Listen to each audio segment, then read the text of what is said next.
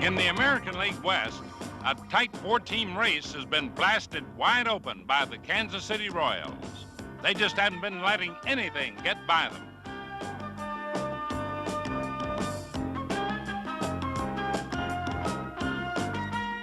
Recently, KC's been the hottest team in all baseball, streaking at an unbelievable September pace. Come October, they may be too hot for anyone to handle.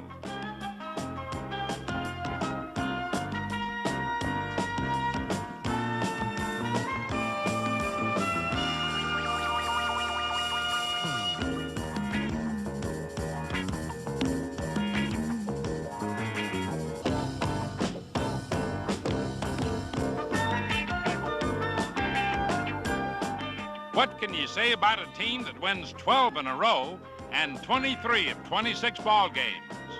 Yes, the Royals are roaring toward a repeat of their 1976 divisional title.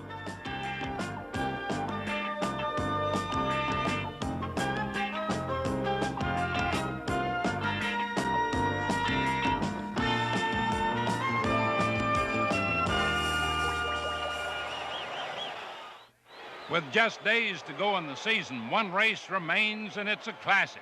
New York, Baltimore, and Boston again battling for supremacy in the American League East. Standing room only crowds jammed Yankee Stadium for three pressure-packed games between the Red Sox and the Yankees. Rookie Mike Paxton started game number one for the Sox, and he looked like he was accustomed to these pressure cookers.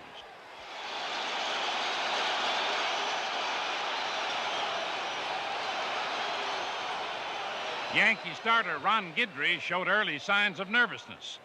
Before he had settled down and gained his control, Boston scored 2 runs. But Guidry hung tough, and so did his team. Mickey Rivers struck the big blow that put New York in front, and there it goes. It's out of here.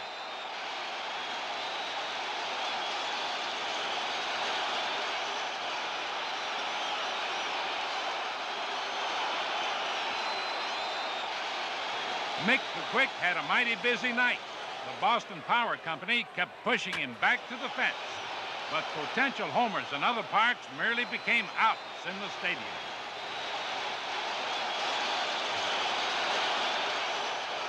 And Ron Guidry took care of the rest, allowing only 5 hits, striking out 8. That settled one game, but the pressure continued.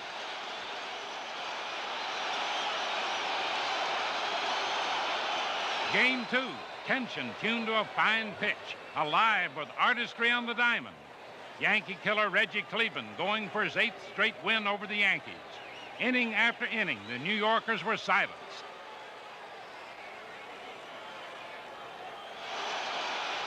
Billy Martin was concerned. And whenever Yankee did hit the ball hard, Boston's defense responded. Carl Yastrzemski, how about that? Ed Figueroa matched zeros on the scoreboard with Reggie Cleveland, but with more difficulty. The jam-packed stadium was on edge as Boston loaded the bases in the top of the 5th. No one out, and Fred Lynn at bat, but watch. A home-to-first double play. Almost out of a jam, but there's still runners on 2nd and 3rd, and Carl Yastrzemski is coming to bat. He awaits the pitch. He drills it right back to the box. Figueroa stops it the hard way. Yaz is out, and the game remains scoreless. And sharp defense kept it that way. George Scott belts one to deep right, but now watch Reggie Jackson climb a wall.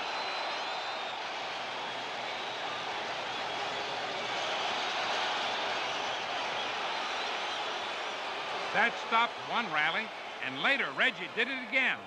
This time it's Bernie Carbo who's robbed.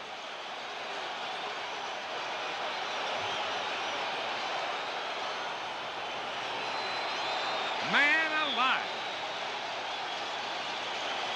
The scoreless game finally came down to the bottom of the 9th. A battle of Reggie. Cleveland pitching to Jackson. Thurman Munson's on first after a leadoff single. Cleveland ready for the 3-2 pitch. So is Jackson. And there it goes, deep to right center. And it's going, and it is gone. And with that dramatic game-winning homer, the Red Sox fall another game back in the standings.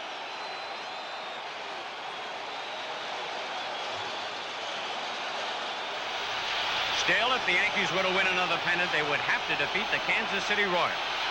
Reggie and his teammates knew it would be a lot easier said than done. I have a lot of respect for the Kansas City Ball Club. It's a quick ball club. It's an emotional ball club. A ball club that once it gets rolling, it'd be awfully tough to stop. They've got a very good, well-balanced, fundamentally sound ball club. They can do a lot of things. Run bases. They've got good hitting. They've got good defense, and they're just a tough team. You know, you don't want to go in there with a big head. They're a tough pitching staff. They're going to be a tough team to beat, and we'll be going after them as much as we can. I don't know. We've got a good chance of winning. We've got a good ball club. In the 1977 ALCS, the Yankees and Royals got set to square off for their second straight season. Each team was facing a distinctly different form of pressure. We know that the fans want to win in New York. We know the organization wants to win. It doesn't even need to be said how much we want to win. For the Yanks, their burden was one of expectations, winning it all or total failure. But for KC, their motivation was revenge. A year earlier, they'd suffered through Chris Chambliss's series-ending homer in the fifth and deciding game. Chris Chambliss has won the American League pennant for the New York Yankees. You know that broke the hearts of the Royals. That had to just be, I can't imagine what it was to sit in your clubhouse after losing that game. The utter disappointment, despair, the disbelief of the Kansas City clubhouse. And to make matters worse, while the Royals won more games than any team in baseball, the Yankees got all the attention. If KC was going to grab the spotlight, now was the time. We knew to get the respect we needed as an organization, we had to beat the Yankees. And as the series got underway, the two teams attacked each other with savage abandon. It was very intense. Look at the cast of characters. They were just very hard-nosed players who played hard, slid hard. You know, when you play a team in such an impact situation, you know, it carries over. Good evening, ladies and gentlemen. Welcome to Yankee Stadium. Ladies and gentlemen, let's welcome the Western Division champion, Kansas City Royals.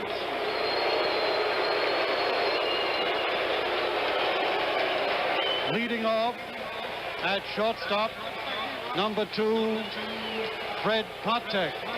Shortest man in the major leagues, but he can trigger a lot of Kansas City storms from that leadoff spot. Designated hitter, number 11, Al McRae. McRae led the American League in doubles with 54, the most in 27 years. Third base, batting third, number 5, George Brett. He hit his third time, 3 consecutive years over the 300 mark. Batting fourth, number 18, Al Cowan.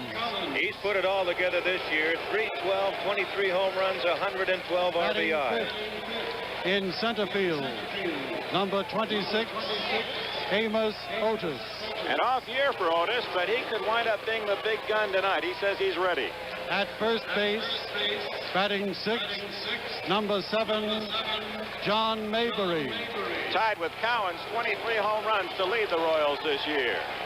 In left field, batting seventh, number 19, Joe Zeb. Here is the only rookie to make the Kansas City roster this year, and he's done a great job. And catching, number 15, Darrell Porter. Porter traded from Milwaukee back to his old form, 275, 16 home runs, and 60 RBI. Number 20, Frank White. Kansas City born and raised and proud to be a Royal again tonight. You can be sure of that. Warming up in the bullpen is the pitcher, number 16, Andy Hassler. Hassler 9-6 on the year, a 4.20 ERA. That's the highest earned run average of any Royal, and there's the skipper.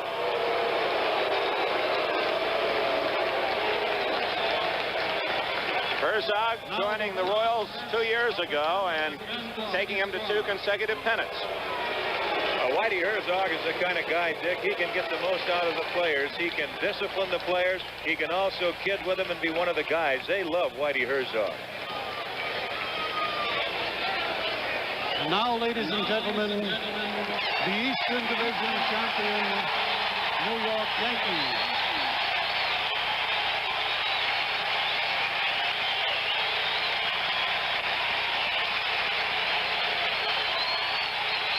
Batting first in center field, number 17, Mickey Rivers. The Miami Greyhound, 3 hits yesterday and robbed of a 4th. Batting second, number 9, Greg Neppy.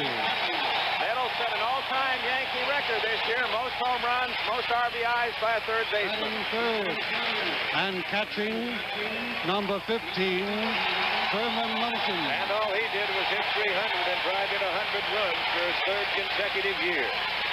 In right field, batting fourth, number 44, Reggie Jackson. Hit over 30 home runs for the 5th time. Drove in 100 runs for the 4th time in his career.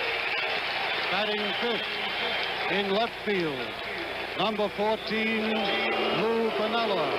They love Sweet Lou. He had a 330 year. Batting sixth, the designated hitter, number 41, Cliff Johnson. Joined the Yankees mid-season, hit 12 home runs, had 22 for the year, a personal high. At first base, batting seventh, number 10, Chris Chambliss. At Cleveland, never noted as a good RBI man, but in his last 3 years with the Yankees has driven in 72, 96, At second and 90 base, runs.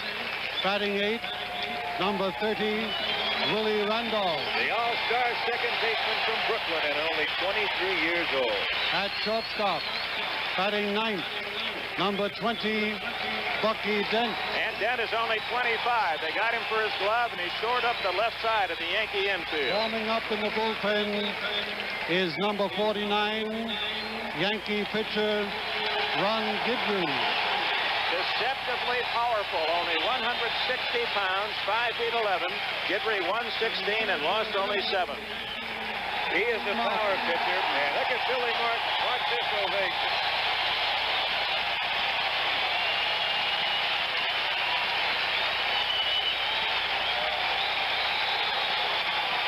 Martin loves his Yankee players, loves that Yankee uniform. The fans obviously care very much about Alfred Manuel Martin.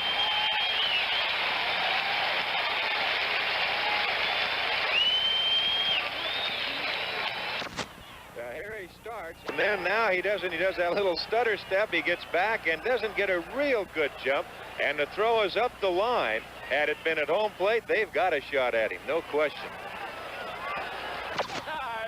Look at this shot, and watch Johnson's emotion. He's saying, I hope it will, I hope it'll carry, will it be? And about now he knows.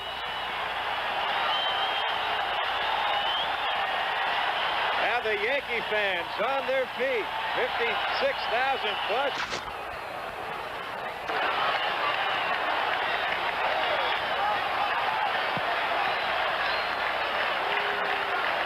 Bell ringing. There's Mark Littell as the bell is rung in the Kansas City bullpen. Now they balk, and a late call by Jim McKeon. He did not call it until Bobby Cox jumped up and down and yelled balk. But it's a balk, and down to second base goes Randolph. As you look at it again, Hassler comes across and then does not really step that bad towards home plate. At first base, Cox was jumping up and down, and the late call by McKeon. And we'll take another peek at it. Now Hassler starting to come to the plate, and he's about halfway in between. Not too bad. Well, Sosa, the Dodgers felt he didn't balk, and the replays gave him pretty good support. But no argument by the Royals. A ball and a strike, and here comes Galen Cisco, the pitching coach of Kansas City. Run on 3 hits. Let's go. Here's the 1-1 pitch to Dent. 2-1.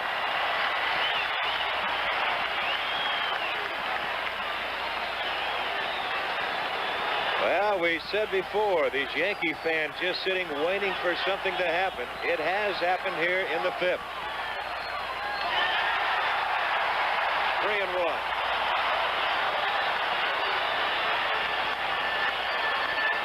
That is Randolph at second base. He is the tie-breaking run.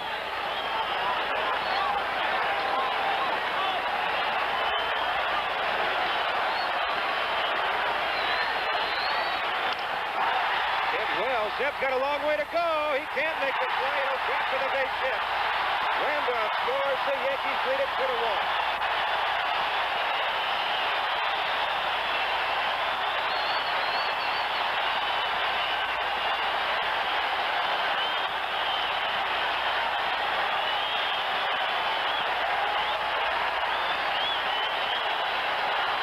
Well, the Yankee bench.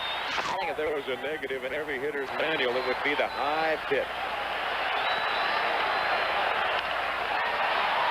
Patek, the force at second, and the Yankees are gone in the 5th inning.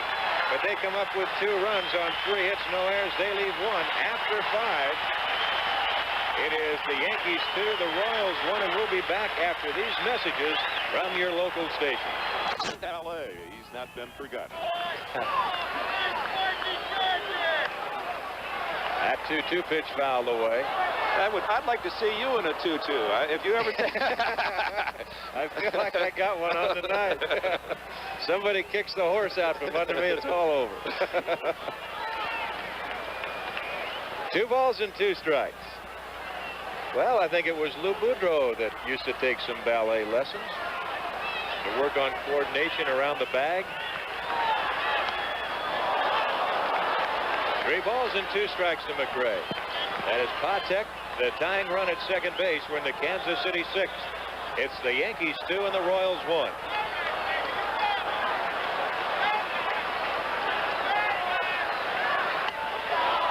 Just missed.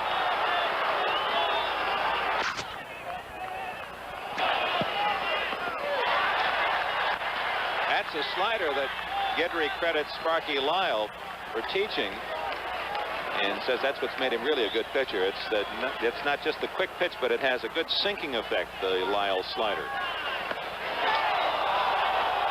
That one a little high. Home plate umpire Russ Getz tonight. Well, here's where the Yankee infield with 1 out. They look for the ground ball and 2. Phone ringing in the Yankee bullpen. 1 ball, 2 strikes to count.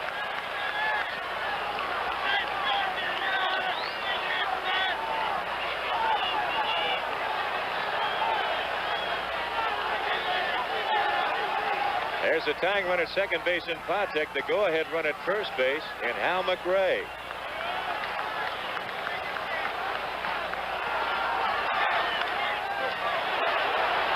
Nettles got to hurry, and look at this takeout. Here comes Patek. Randolph wants to get his hat. And now I think Billy Martin's going to go out and going to say that he stayed on top of him and prevented him from scoring. That's an angry Martin. And boy, oh boy, Alfred Manu is a little hot. And here comes all the American League umpires out as Patek very alertly came on to score. And now it is Piniella holding Randolph away. Martin's trying to take the umpire's. I say, here's where it was. You can't lay on my man way out here. But what a body block by Hal McRae. That would have made any football coach proud. Well, it was, and that's how far he went across the bag. So you can go across the bag. You're supposed to be around the bag at body length. And Billy Martin is saying that Hal McRae is not that tall, baby. And Marty Springstead is saying when he made the initial contact, the rolling block carried him this far. He did not go that far out of his way to make the initial contact. Let's see it again. You watch McRae. He has a bead on Randolph, and really lowers the boom on him. That is a perfect execution of the cross body block. At this point, I believe Randolph also in trying to get up loses the ball. Here's where he's saying that he might even be holding him, Dick. Now Martin's going to lose that argument. He's game number 2.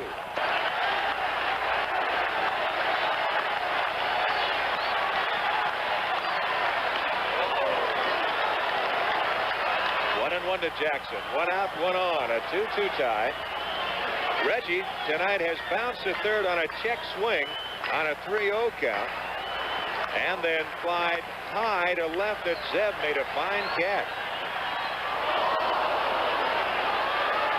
1-2 the count. At Thurman Munson's point of view as he takes his lead against Hassler. You can almost call a play there at first base.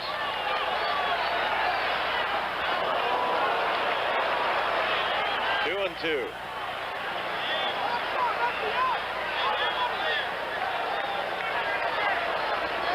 These Yankee fans just sitting once again waiting to explode.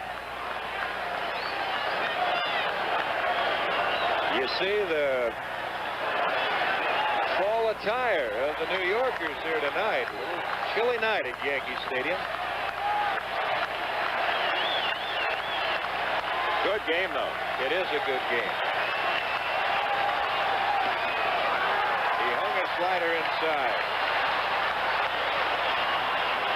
Well, you're Billy Martin right now. You got the count 3-2, 1 out. That is the tie-breaking run at first base in Munson. You've got Jackson up facing the left-hand pitcher who might have a slight edge on him. What do? You send Munson?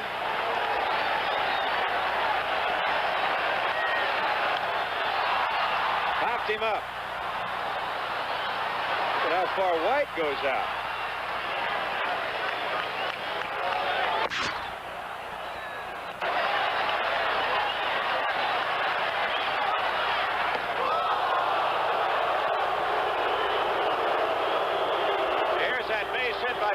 Munson as he turns second, and good aggressive base running. He says that belongs to me, third base. Maybe I can create something. He goes in hard. And you see Brett Side stepping out of the way. So Munson, the tie-breaking run at third. Littell, a sinker slider type pitcher.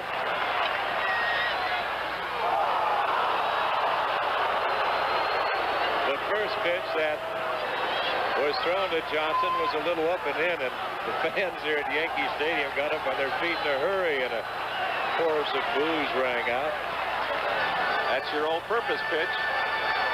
Well, that's just to let them know you're out there.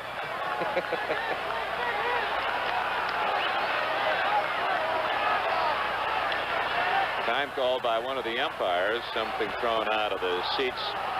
Freddie Patek picking it up.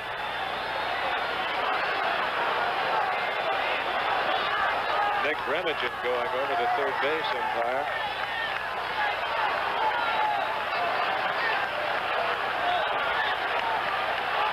A ball and a strike to Cliff Johnson. Runners at the corner, 2 outs in the Yankee 6th. Base hit.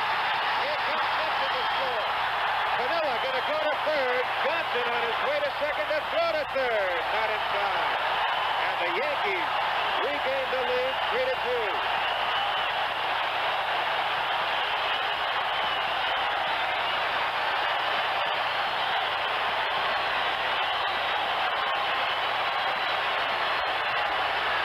And with a franchise that has had so many heroes, the Yankee fans are finding a new one. Mr. Cliff Johnson from San Antonio, Texas.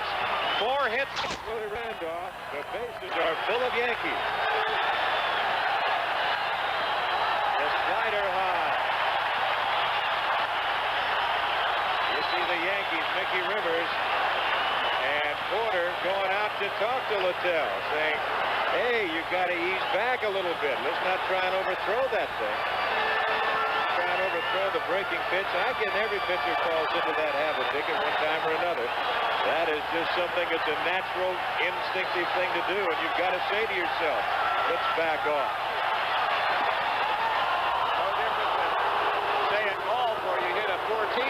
try to muscle up on that fairway wood, and you don't hit that one very well either. That's exactly right.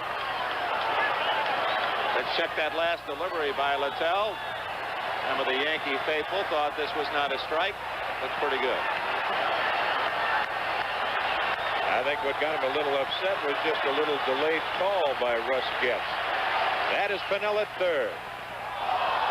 There's that good slider. 1 and 2 at second base. The top of your screen is Cliff Johnson. And at first base, that is Chris Shambliss. There are 3 big Yankees on base in stature.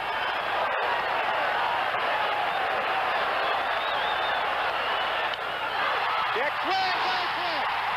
Here comes Pennell. Here comes Johnson. The third is Shambliss. The second is Randolph. 2 more runs score. And it is 5-2 New York.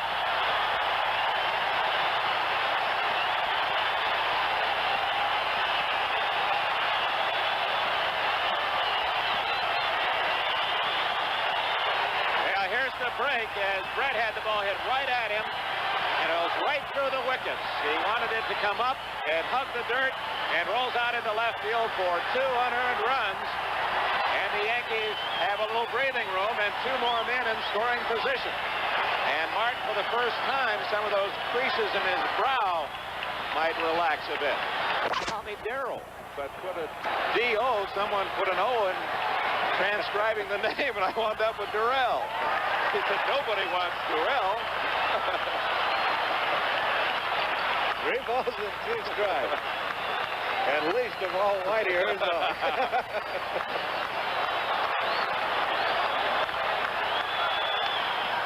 That is playable. White out. Cowan's on. It's White for the catch, and the Yankees are gone in the 6th inning.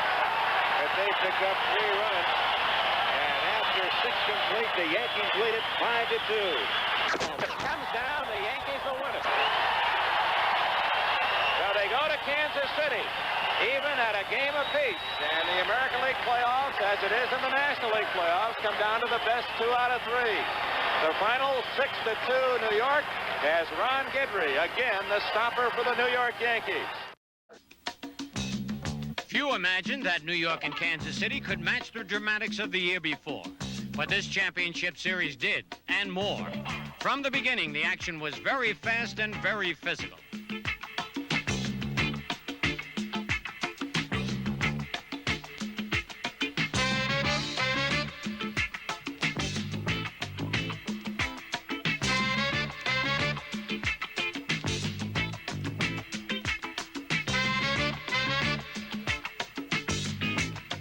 Kansas City was pressing hard on New York, but Hal McRae's body block into Willie Randolph may have been just what the Yankees needed.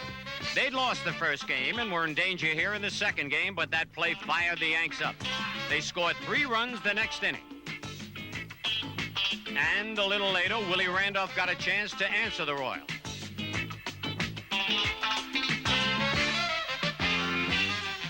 With a base hit that iced the victory. Although the series was now even at 1-1, much more fighting determination would still have to be mustered as the Yanks set out for Kansas City, where the Royals had held a large advantage over the Yankees during the regular season. In Game 3, pitching ace Dennis Leonard maintained advantage of that home park and the artificial surface with an easy win. With this put out, the Royals could almost taste the champagne, only 1 game away from their first pennant. Now the Yankees had their backs to the wall. The situation was made worse for Billy by a riddled pitching staff, forcing him to make a major gamble in the 4th inning of Game 4. Sparky Lyle got his earliest call of the season to subdue a Royal rally with only a slim 5-4 lead. With virtually nobody left to back him up, Sparky was never better, flanking the Royals frame by frame until here he is in the bottom of the 9th, giving the Yanks a chance at 1 more day of hope. Once again, the whole season for the 2 teams would be decided by 1 ball game. And the Royals looked ready to put the ultimate hurt on the Yankees. Up 2-1 in this series, they would have 2 chances at home to win 1 for the pennant. The Yankees had their backs firmly against the wall. And in the 4th game, Billy Martin showed just how desperate they were. when he called on his fireman Sparky Lyle to protect a one-run lead in the 4th inning. I didn't care when he brought me in or how many innings I could pitch. A tough spot for Sparky, obviously, but ordinarily he is not used to coming in this early in the ball game. He's got a long stretch ahead of him. Hey, if that's what I had to do, I think we were all at that same juncture there, that whatever we had to do to win this thing, we were going to do. Hit deep to left field. Pinella's going back near the wall, beautiful play. Sparky would be the first relief pitcher in American League history to win the Cy Young Award. And now he would show why as he delivered an epic relief performance. The Red Hawk one over the plate, double play. So the Royals are scoreless again. The Yankees still lead 5-4. Yankees trying to hold on. Struck him out, Sparky Lyle. Sparky Lyle was heroic. It was unbelievable. On the ground, through, base hit. Randolph scores. And the Yankees now lead at 5-2. Nettles picking up his first run batted into the series. He's now 3 for 14. But right here, it's George Brett against Sparky Lyle. There are 2 out. The Yankees have had difficulty, as we told you, winning in this ballpark. They won the first game this year. Since then, they've lost 5 straight. Line drive, left field. Pinella's there, makes the play. Ball was well hit, but right at him. So that ends the inning. Right at Chambliss, hit well, but Lyle has a 3-up, 3-down inning. There are 2 outs. Zepp, fly ball right center field. Reggie Jackson should have it for the 3rd out. He does. So the Royals are scoreless again. The Yankees still lead 5-4. Elston Howard getting the signals from Gene Michaels as they move the defense. Line drive, one hot, Meadows to Randolph, one over the first, double play. 5-4-3, but they missed him at second base. Brett tried to take him out, Tony. He sure did. He's still lying out there. He came in with a slide, and then he went into the roadblock. Nettles really got rid of the ball. Once he had it on that hard smash, watch Randolph. He really hung tough and got rid of the ball. There goes Brett. Brett was shook and shaken up. Brett really went out after him, and Willie made one heck of a pivot there, Joe. Bucky Dent, big hop. There's the throw. In time, 3 up, 3 down.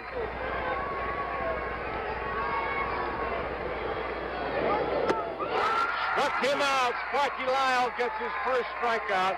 Big pitch. He really reached back for the hard slider. This could be it. Lou Piniella calls for it, waiting for it, and makes the catch. The ball game is over. The Yankees win it 6-4. So we will be back here tomorrow for the deciding game of this championship series. And look at those Yankees and Sparky Lyle. What a job he did, Tony. This is it. No more after this one for one of these teams. Curveball. Rivers did not get the bat back. Tried to bunt. Missed it. 0-2. On the year, Mickey batted .326 with 12 home runs and 69 runs batted in. He and Freddie Patak have the most hits in this playoff series so far. Inside and high, a fastball, 1-2. Mickey Rivers leading off with the Yankees. Top of the first ball game just underway from Royal Stadium. Got it. Rivers goes after a bad pitch. And he strikes out, and there's one away. And that'll bring on Willie Randolph. Randolph with Rivers in the lineup bats a little lower in the batting order, normally 8th, but Willie Martin shaking up his lineup has Randolph batting second. He's 4 for 15 in the series with a run batted in. Curve misses outside. On the year, Willie batted at .274 with 4 home runs and 40 runs batted in. Bounce to short. Patek. 2 outs. You know, if this crowd will go through this for 9 innings, there are going to be some hoarse people tomorrow. They're going to sound like me. Here's Thurman Munson, the Yankee catcher and captain. He's 5 for 16 in the series with a home run and 4 runs batted in. On the ground, Patek deep. He's got a long throw. Makes it in time. Put out 6-3, and the side is retired. 3 up and 3 down at the end of 1/2 inning of play. The Yankees nothing, the Royals coming up.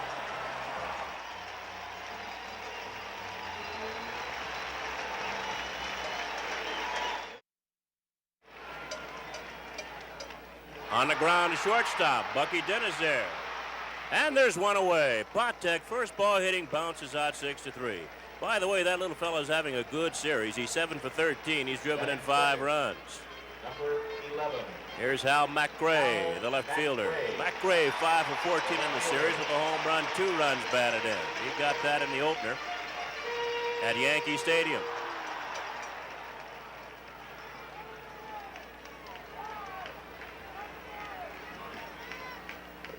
Called strike on McRae. Hal thought it was high.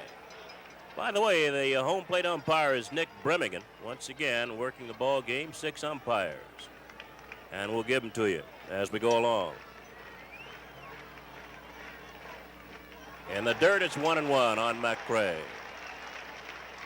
Nick Bremigan is umpiring behind the plate. Bill Deegan at first, Jerry Newdecker at second, and Marty Springstead at third.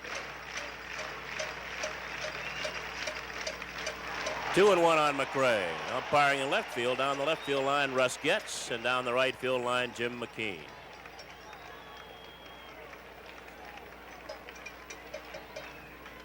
Fouled back.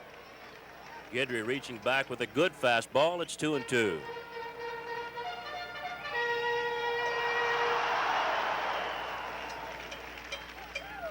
Still 2-2 on McRae. Just missed outside, and the count is full. 3-2 on Hal McRae.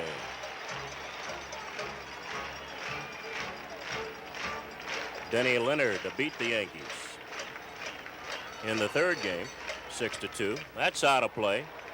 And of course, the Yankees won yesterday, 6-4 over Kansas City. Sparky Lyle picking up the win. Out of play again. Out of play again. McRae swinging late on the fastball away, fouling him off on the right side. Got another full house here. This place will hold just a bit over 40,000. And the Royals go a bit over 41,000 each game. Bucky Dent. He'd better hurry. Safe. McRae beats it out. High chopper that McRae beat out. Bucky did not have a good grip on that ball. He had to get the short hop, as we watch it right there, had a reach and couldn't get quite enough zip on it. So McRae is on at first, an infield hit. There's one away, and that'll bring on George Brett, the third baseman. Brett 5 for 17 in the series with a run batted in.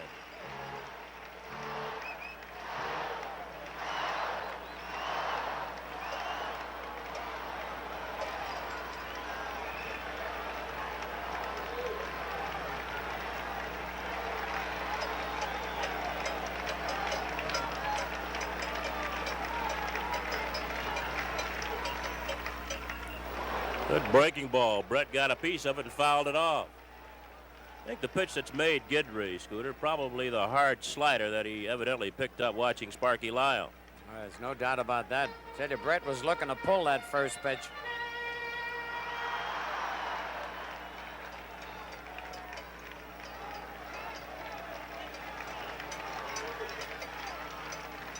Low, it's a ball and a strike.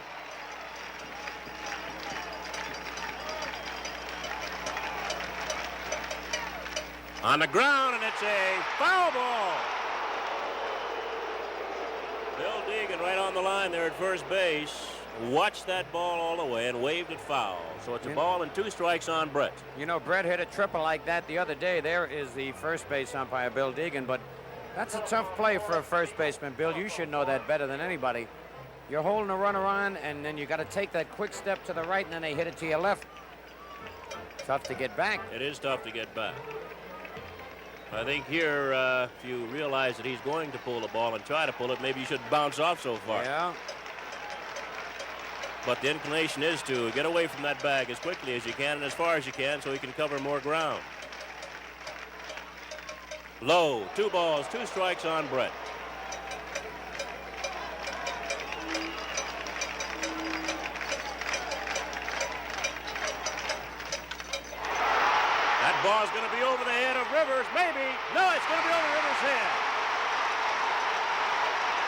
Correa's going to score, and Brett's going for third.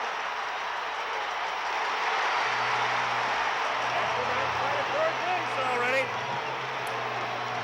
But Brett went in hard, and both teams are out on the field. Brett went in hard at Nettles, and Nettles kicked him, and that's when the fight started. Billy Martin right in the middle trying to break it up. But the Royals lead 1-0.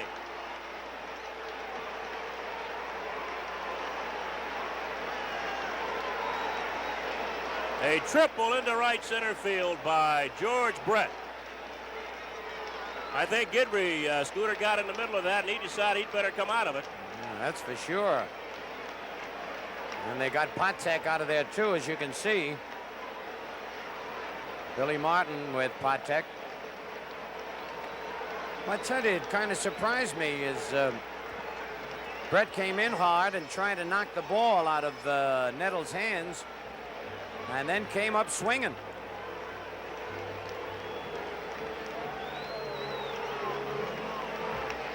When it's all over, if nobody gets thrown out, Brett will be at third base, and there'll be one out, and the Royals will have a 1-0 lead.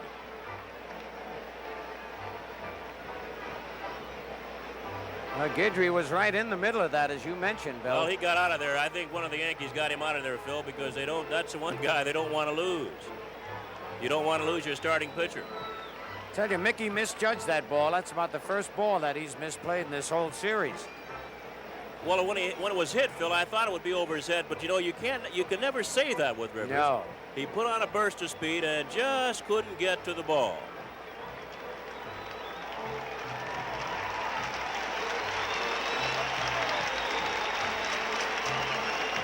Well, Herzog now talking to Brett. And evidently, Brett and Nettles will stay in the ball game.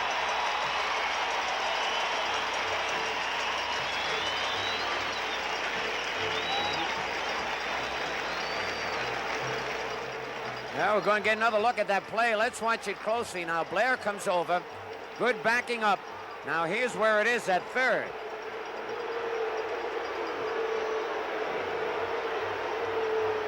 The Nettles didn't do anything, and oh, there he did. Yep, he kicked him. After Brett went into him, Nettles kicked him, and here it goes here. And right in the middle of his Guidry. Yep. I tell you, Nettles the wrong guy to fight with, I think. Oh, man. Hiller's trying to hold him. He can't do it. Chambliss over there, too. Munson. There's George Zebra in the background. Well, the batter will be Al Cowens. The Yankees will have to bring their infield in.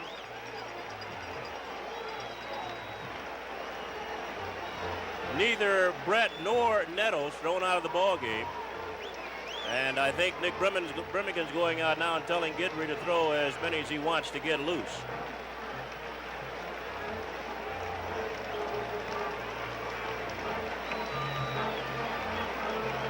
Well, they said both ball clubs were going to be aggressive tonight, and they've sure shown it. You're right.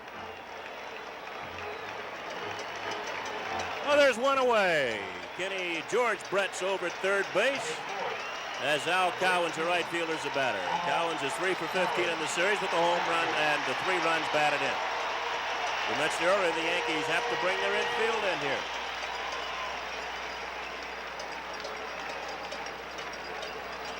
There's Nettles and Brett over at third base. Not too much distance separates them. I think they've decided to play baseball instead of play Muhammad Ali and Ken Norton or Ernie Shavers.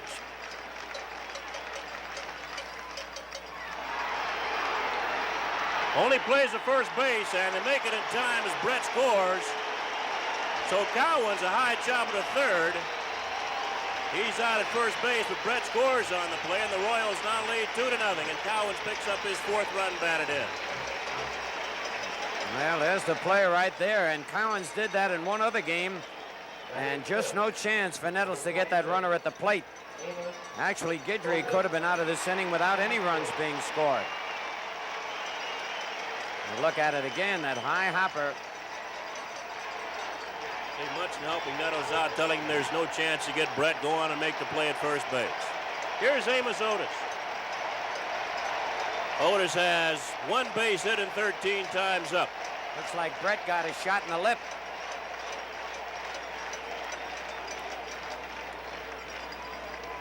Amos has 2 runs batted in.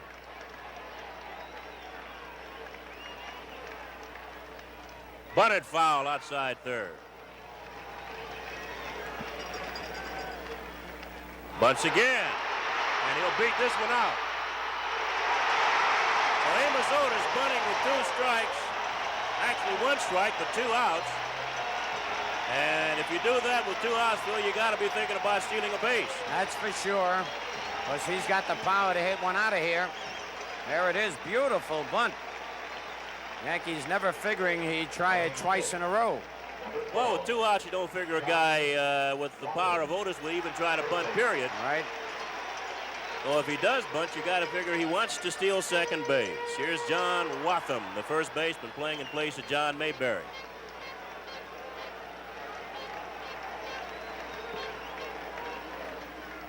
And Watham takes high, ball 1.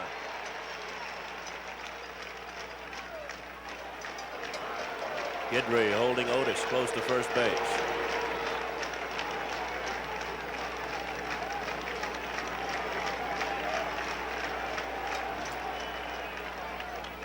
Pop foul and out of play. A ball and a strike on Watham.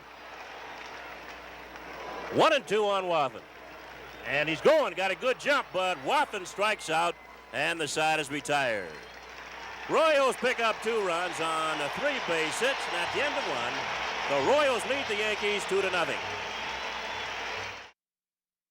Lou Pinella's 5 for 16 in the series. You're looking at Whitey Herzog now, the manager of the Kansas City Royals. They lead 2-0. Pinella's 5 for 16 with 2 runs batted in. It'll be Pinella, Cliff Johnson, and then Greg Nettles. Base hit for Pinella. That might get past Otis. Nope, Otis cuts it off, but Lou's trying for 2. And he'll make it with a double. Lou Piniella really hustling, Scooter. I don't think he's run that fast all year.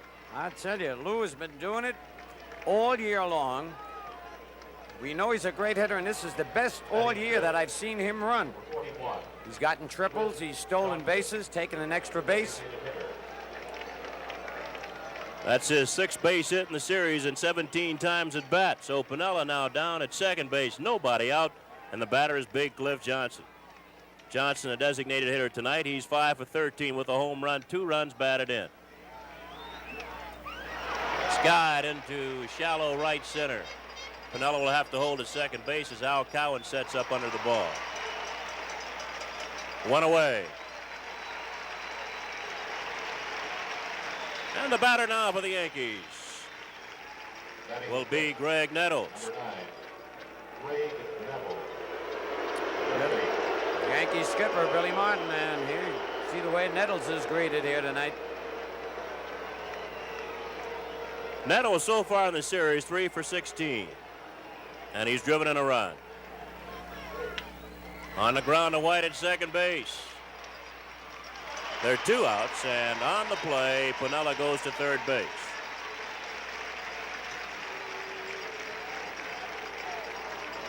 The batter now for the Yankees will be their first baseman, Chris Chambliss.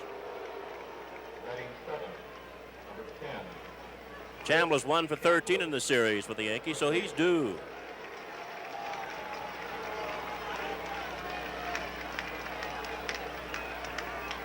High chopper to Patek at shortstop. Nice hop for him. And the side is retired. No runs on 1 base hit, and the Yankees leave a man. At the end of 1.5, the Royals 2, the Yankees nothing. 2-0 Royals, bottom of the 2nd. Too high to Rojas, ball 1. It'll be Rojas. Darrell Porter, the catcher, and Frank White, the second baseman, against Ron Guidry. 1-1. Just missed the outside corner. 2 balls and a strike. Munson didn't think it had missed. Look at Billy, he didn't either.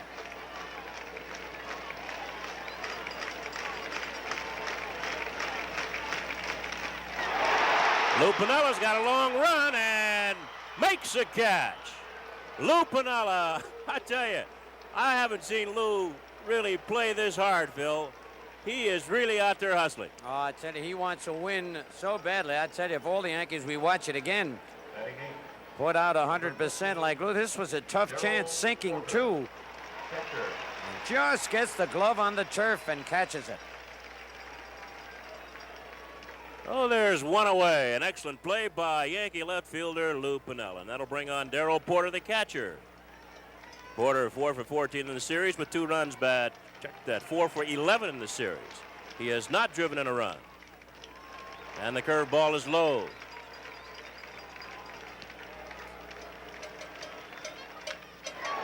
Randolph and throwing. Blair backing up, and we'll see what the official score says. Ball was hit hard again, that artificial turf. Willie would have played that ball on natural turf. They give him a hit, Bill. Base hit for Porter. 4th base hit for the Royals. Porter on at first base, 1 away. And the batter is Frank White, the second baseman. And to left field, Piniella going back, backpedaling, makes a catch. And there are 2 outs. And that Lou looks great out there this whole series. Well, you know, the rap on Piniella, well, he was not a good fielder, but he's shown us something with the leather so far.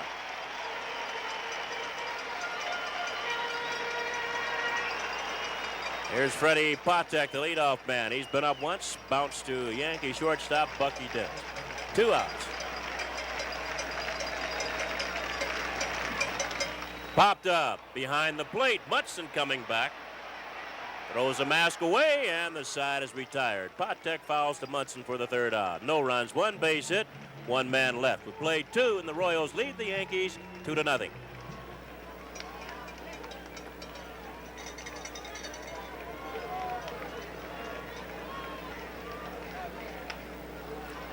Brett at third base had a short hop, made the play, and Waltham came back down on the bag.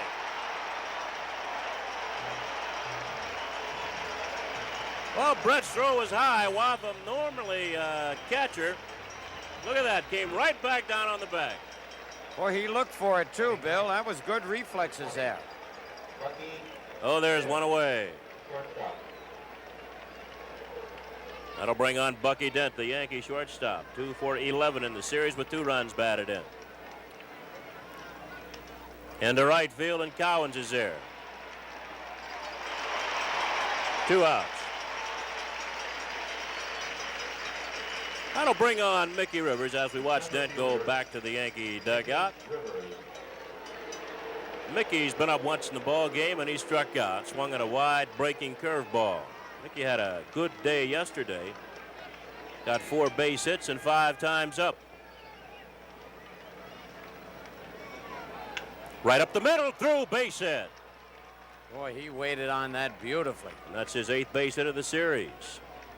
It's got to be the most of anybody in the series. 1 more than Freddie Patek.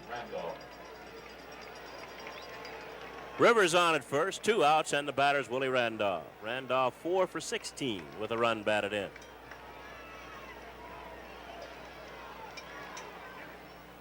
Curve is low, ball 1. There goes Rivers, and he picked a good pitch, a change-up, and he'll be in there safe. And almost came off the bag, but he stayed there. So that's the Yankees' 2nd stolen base of the series. They have not been caught yet. Here it is again. As Bill said, he got a great jump, and it was a change of pace. I thought he was going to slide by the bag. He goes in so hard. He hits the bag and then comes up. Another look at it.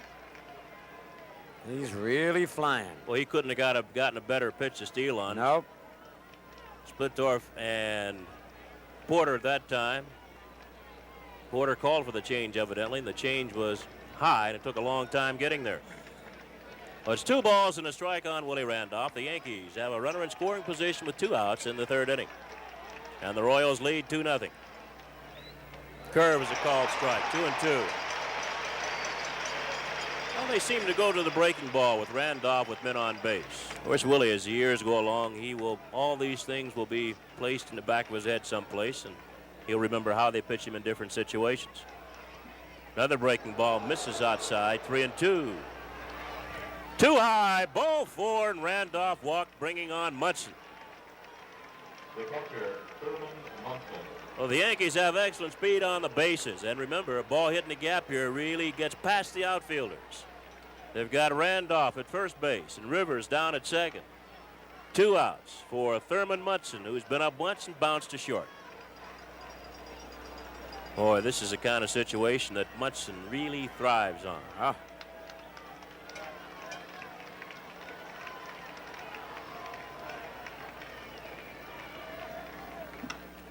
Right field, that's a base hit. Rivers had better hurry.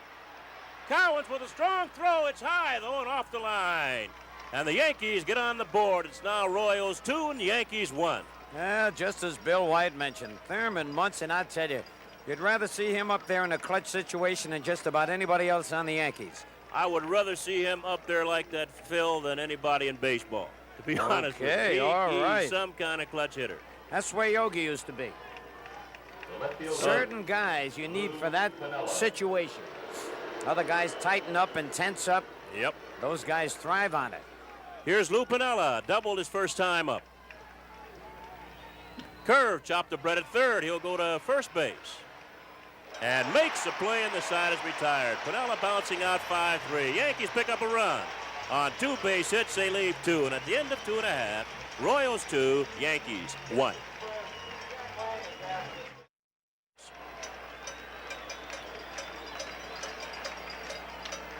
Into the left field corner. Piniella will not be able to get to this one. He'll play it off the wall, and McRae will hold up at second base with a stand-up double.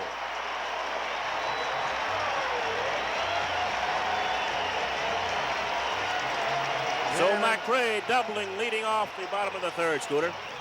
That's the guy. He led the American League in doubles. We look at it again. He's amazing. First time up, he was trying to hit everything to right field. Here, the pitch inside. Booms it 1 hop. Piniella holds it to a double. And there's McRae off second. The batter for the Royals is George Brett, the third baseman, who tripled in a run and scored in the first inning, and also started a brawl at third base. And he takes low, ball 1.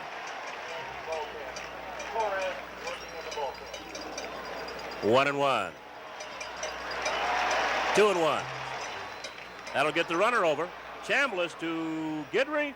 Beats Brett to first base, but Brett does his job as Hal McRae goes to third. Put out 3-1. McRae now over third base with 1 away. And Billy Martin now, as we watch the play again, Chambliss going to Guidry. Guidry, a good athlete. Leading Brett to first base by a step. Martin now, he wants to talk to Ron Guidry. Yankees, of course. That's Mike Torres still throwing in the bullpen. Yankees will have to bring their infield in here. The last time the situation happened back in the first inning, Cowens hit a high chopper to Nettles, and Brett scored. This time we've got McRae over at third base. There's no way they're going to put Cowens on because Otis up next, a tough man to double up. Well, Guidry had 2 strikes on Cowens when he got him to hit that high chopper. I think there's a feeling that perhaps you can strike out Al Cowens. Got a quick glimpse of Whitey Herzog. Now Munson wants a meeting.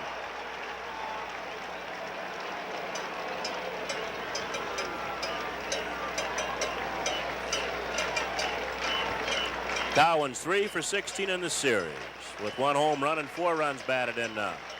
Yankee infield in. Base hit. McRae scores. And the Royals now lead 3-1. And Martin's going out. That might be all, and it will be all. It'll have to be all for Ron Guidry. This is Martin's second appearance here in the bottom half of the third inning. And it's going to be Mike Torres on to pitch to Amos Otis.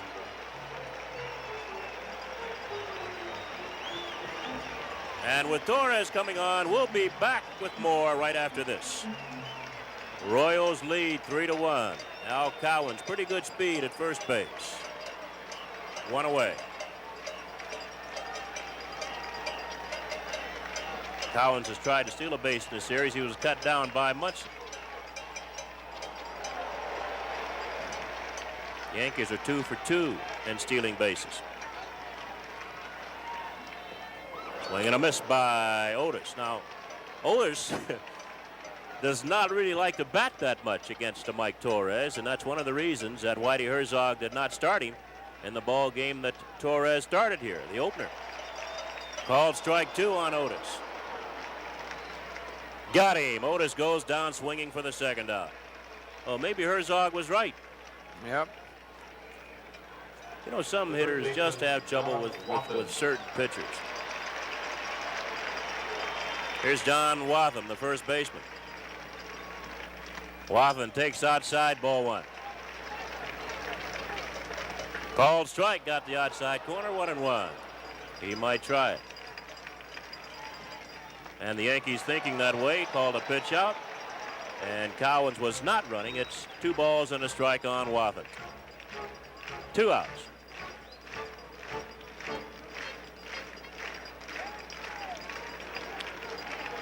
And he's going this time, and it's fouled back, 2-2. Cowens has to go back to first base. Got him with a breaking ball, and the side is retired. Phil Rizzuto will take you over the next 3 innings. At the end of 3, the score, the Royals 3, the Yankees 1. Ron Guidry got a couple of tough breaks in that first inning. Could have been out of the inning without a run being scored. Cliff Johnson flying to right field, his first time up. That one off the end of the bat, didn't quite get all of it. And McRae can't get it. I don't know whether that ball hit him on the head or what, and Johnson's in with a double. It might have hit. Look at Cliff, he's upset he didn't hit that one out. Well, I said he hit it off the end of the bat, and it still carried. If we could get a slow motion shot of that, it might have hit the top of the railing. There it is again. Let's see what that ball hits just off the top of the wall and bounces back in. All right, Greg Nettles, who bounced to second his first time up. Oh, no, he popped it up, and that's a big out. George Brett. Well, that's it. Nettles will pull 95% of the balls, but in this series, he hasn't been doing it. They're looking down at Royal Stadium. Getting a bird's eye view from a camera up on top of the Royals scoreboard out in center field. All right, Chris Chambliss, who has really had a rough series. Keep saying he's ready, he's due, he's overdue. 1 out. Bouncer. Patek, though, with that good arm, throws him out. And there, if Nettles had to have advanced, Johnson at third, he would have scored on that one. But he's at third now with 2 out, and Paul Blair, who hit a hot shot to Brett at third base, will be the batter. Splitoff is keeping his pitches down well. That is the 6th ground out. 3-1, the Royals in front. Pitch out, but he was not going.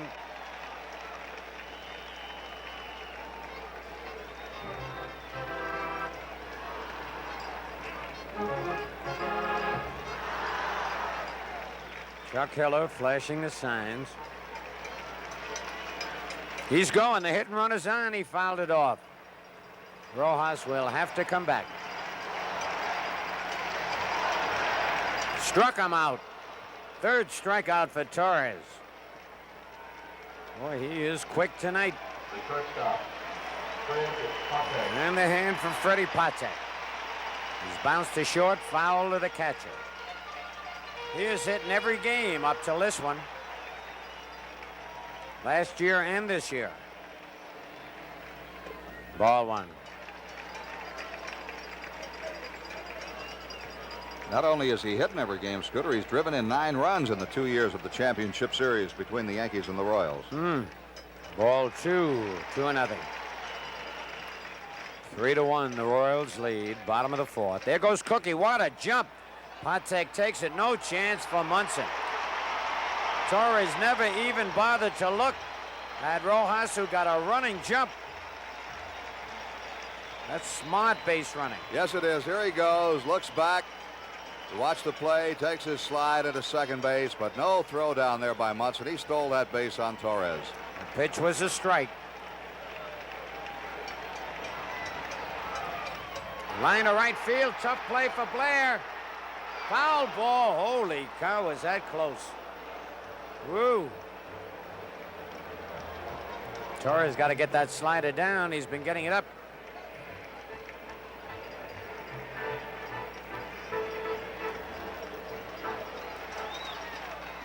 Bounce it to third. Nice play by Nettles. And throws him out. A beautiful clutch play by Greg Nettles. No runs, a hit, no errors, a man left. End of 4. Royals 3, Yankees 1. Pitch. Base hit, center field. He reached out for that fastball and drilled it to center. Bucky Dent at first. Just before Bucky came up, I said to Frank, this is the inning for the Yankees. That you did, Scooter. Mickey struck out, then ripped a single to center, stole a base, and scored.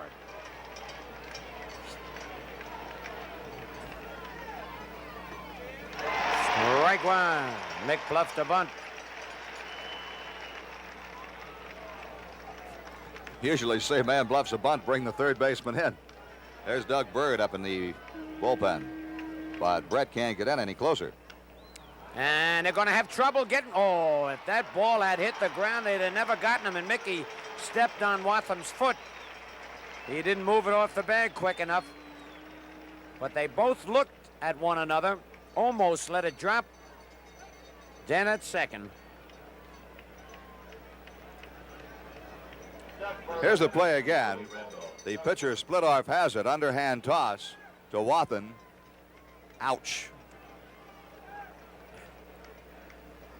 I'll tell you, Wathan has not played that much first base. John Mayberry normally out there, but Mayberry came up ill during the course of yesterday's game and had to leave and was not able to start tonight. All right, Willie Randolph bounced to short and walked. 3-1, the Royals lead in the top of the 5th. Low ball one. Bouncer right at Patek. Dent had a hold at second. They got him. 2 men out.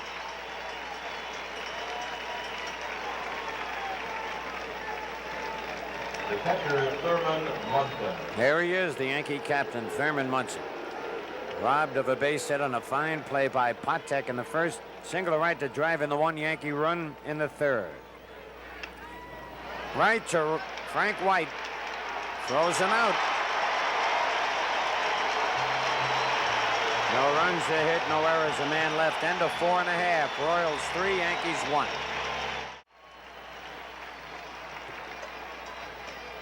Ball one.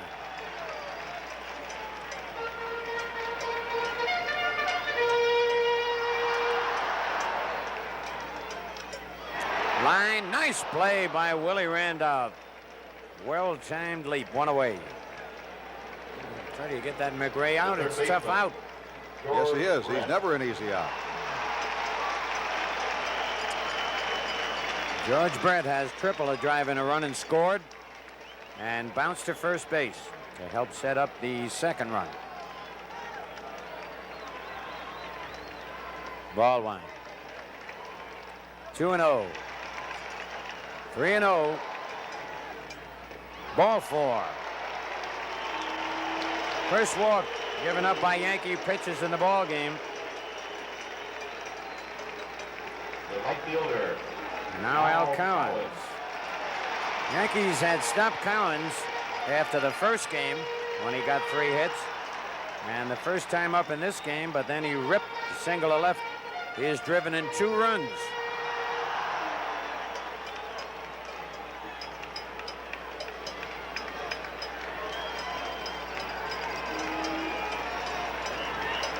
One out. There goes Brett. And Munson's throw, they got him. Great throw by Munson. Boy, he has really been throwing in this series, Frank. Yes, he has thrown well. Oh, Brett throwing out. Willie Randolph making the tag down at second base. We'll watch the play again. Munson straightens up. And the perfect throw to Randolph. Willie's got it. Easy tag on Brett coming in.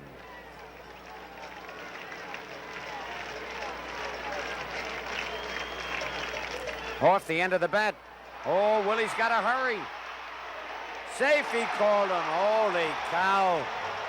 And Martin is going out there. Chambliss and Torres all over the first base umpire, Bill Deegan. I thought he called that play a little too soon. Cowens can fly, and Billy Martin. Well, I tell you, he's been ripping the umpires the whole series.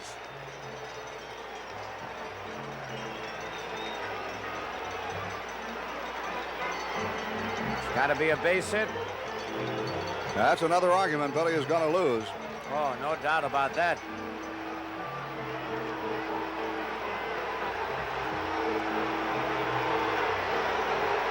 The umpires go a longer ways in playoffs and World Series than they would go during the regular season. By now, Billy would have been gone.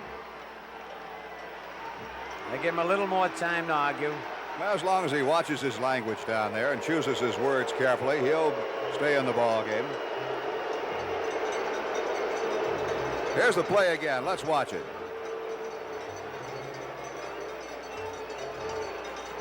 Well, from that camera angle, there's just no way to tell. Nope. It's another angle, Frank. Let's see what we can see on this angle. Randolph getting it over there as quickly as he can. Too close to tell. Yep. Photo finish. That's why an umpire's job is so tough. You can watch that over and over again. The umpire down there a lot closer to it. He's got to make the judgment call. And in his judgment, the runner was safe at first base. All right, Amos Otis had a bunt single and struck out. Bounces one towards second. And Randolph's throw in the dirt, scooped up by Chambliss. Beautiful play. Oh, man, he snatched that one. No runs, a hit, no errors, a man left. At the end of 5, Royals 3, Yankees 1. Oh, what a cut. Foul tipped it, strike one.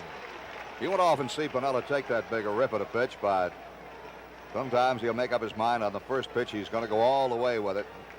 Then he'll shorten up on the swing. Well, twice Lou went for the home run. Now he'll have to protect the plate. And that's when he's more dangerous. Until you have to give Splitoff credit, Phil. Of the 15 outs so far, 10 have been on ground balls. An indication he's had his pitches down. Right. Fly ball right field, but Cowens will get it. One away.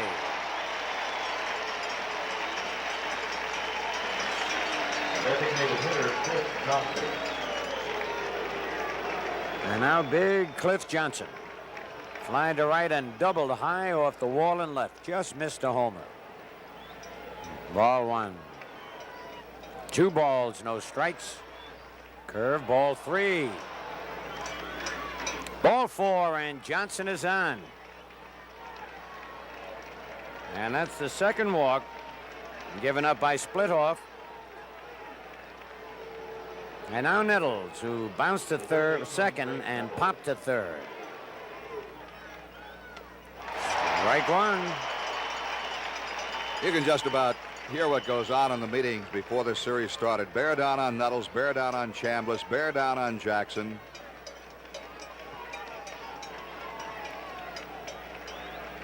One and one. Low 2-1. He got him with an off-speed pitch there. 2-2. Foul tip held by the catcher. Nettles down on strikes.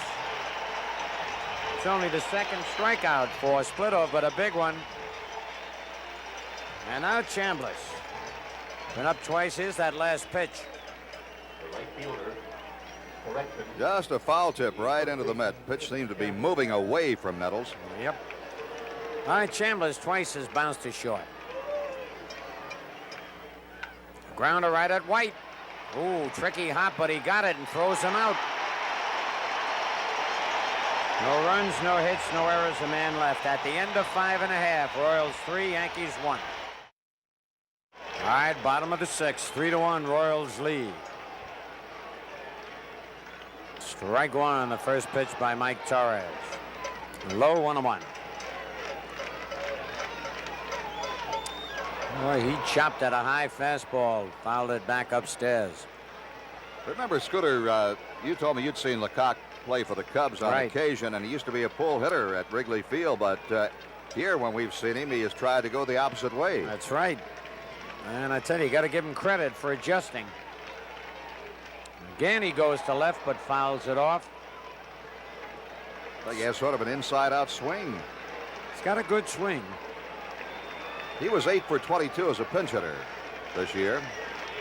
One reason those pinch hitters have that high 290 batting average. Got him on a good breaking pitch, down and in. Fourth strikeout for Mike Torres. The designated hitter, Cookie Rojas.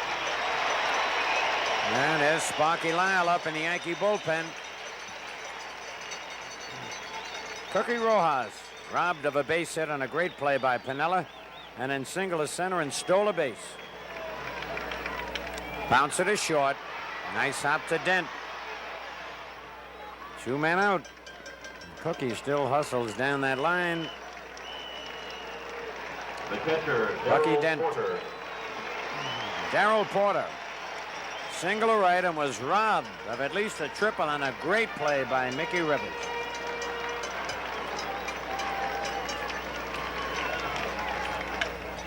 Deep to left center. Piniella, though, has got a beat on it and makes the catch backing up. Well, Frank Messer, been a pleasure working with you again. Frank will take over and carry you through the rest of this ball game, and I'll see Frank after the game. Okay, Phil Rizzuto. And the Royals with 3 runs on 8 hits, no errors. The Yankees 1 run, 5 hits and no errors. Paul Blair has gone 0 for 2. Grounding out to third, popping up to the second baseman. And split off, ready to work. Blair takes a strike. Keith Cox remains in the game to play first base.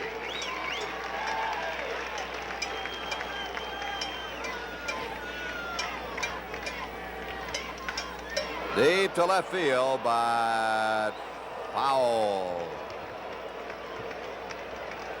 Paul Blair had his pitch and just pulled it foul.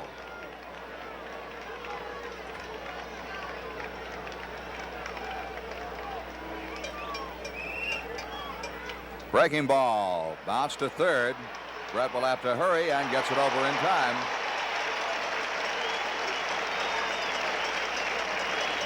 One away here in the top half of the 7th.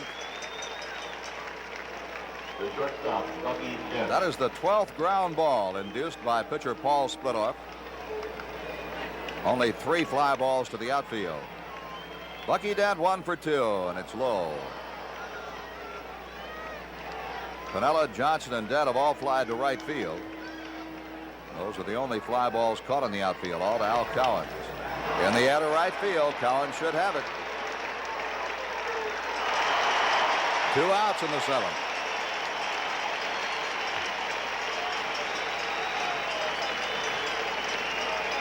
The center fielder, Mickey Rivers. And now at the top of the batting order, Mickey Rivers. Quick has struck out, singled, bounced back to the pitcher. He has stolen a base and scored a run. Scored the Yankees' only run in the game as the Royals lead 3-1. 0-1.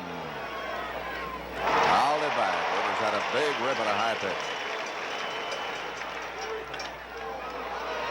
Frank White gets rid of it quickly to Lecoq, and the Yankees are retired in the top half of the 7th in order. At the end of 6 1/2, the score is Kansas City 3 and the Yankees 1.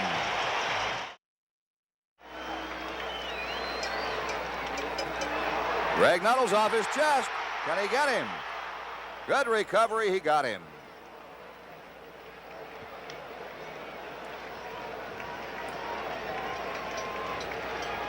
Oh, there's one away here in the bottom half of the 7th. Here's that play again. One thing about this turf, Frank, this ball bounced right back to you right there, like playing basketball. Sometimes you get it on the grass, you have trouble picking it up. Brett Pontek is 0 for 3 tonight.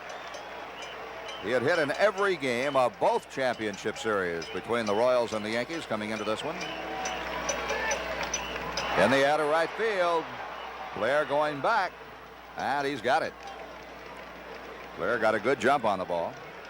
Thomas Cottontail. Call the 2 outs. operator, please. Hal McRae, the batter. He's had 2 for 3 tonight. The one time the Yankees got him, he was a tough out, a line drive. Willie Randolph grabbed on a leaping catch.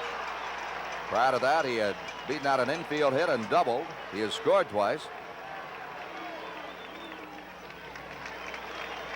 I think Bill White, if the Royals had to look around for a most valuable player for this championship series on their club, this man would win it hands down. I'd have to agree with you. And it's another base hit for McRae. Let's see if he tries for 2. He's going for 2. And he's going to be out easily at second base. Bucky Dent had the ball from Pinella waiting for him. And McRae is tagged out easily to retire the side. At the end of 7, the score. The Royals 3, the Yankees 1.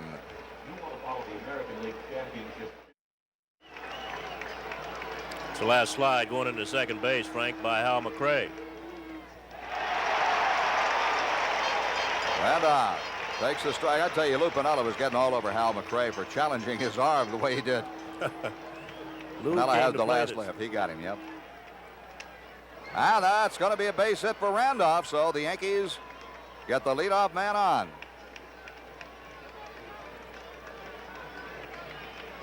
The catcher is Thurman Munson. Randolph on, Munson coming up. The Yankees trailing 3-1. Yeah, Whitey Herzog's coming out, Frank. I don't know if Herzog is going to allow Splittorff to pitch to Munson or not. He's got a couple of guys getting loose in his bullpen. As you watch Whitey Herzog come out, the way he's walking out, I would think that he is not going to take him out, but you can never tell. Managers do strange things in these situations. There's Doug Bird on your left as you look, and the left-hander is Steve Mingori. Well, you never know what they might have talked about on the bench while the Royals were batting. Splittorff pitching with 3 days rest, and that's going to be all for him. Billy Martin over in the Yankee dugout.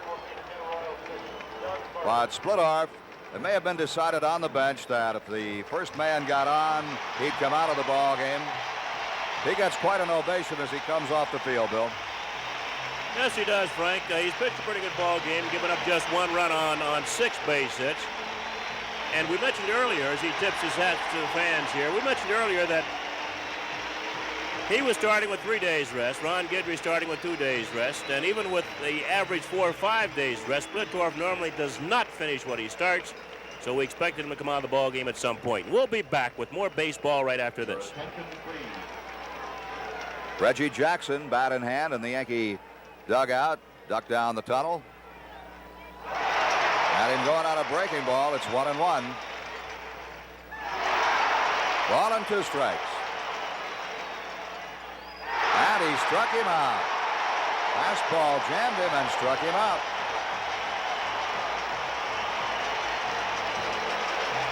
I would think, Frank, that Jackson would be more apt to bat for Johnson than Pinella. And already they've called Johnson back, and they're going to send Jackson up. Pinella will bat for himself. All right, Bill. Lewis doubled, grounded out to third, and flied to right. Here now, I don't think Herzog would hesitate, should he want to go out and bring the left-hander in, because after Jackson would be Nettles and Chambliss, both left-handed batters, although I think he'll let Bird go on and pitch to Jackson. All right, if you wanted to write a script, you'd say a base hit for Pinella to put 2-man on and bring Jackson up as the potential go-ahead run and hope that he can get his first one of the series. Whoop. Going after Randolph.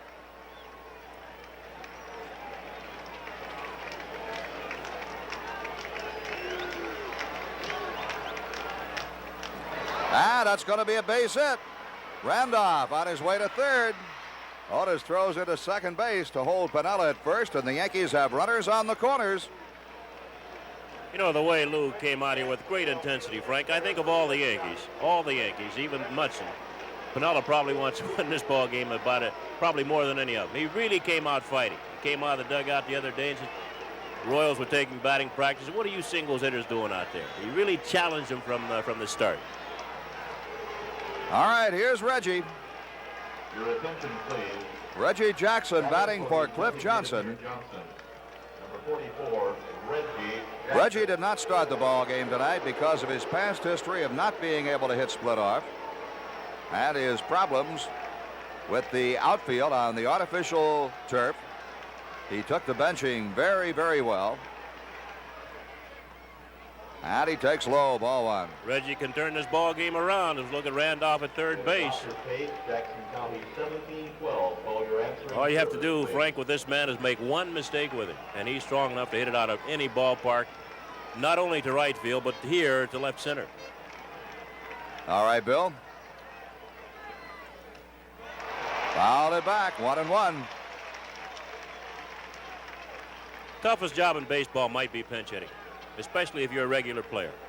And Jackson has played regularly all of his career. Coming out there, mentally it's tough.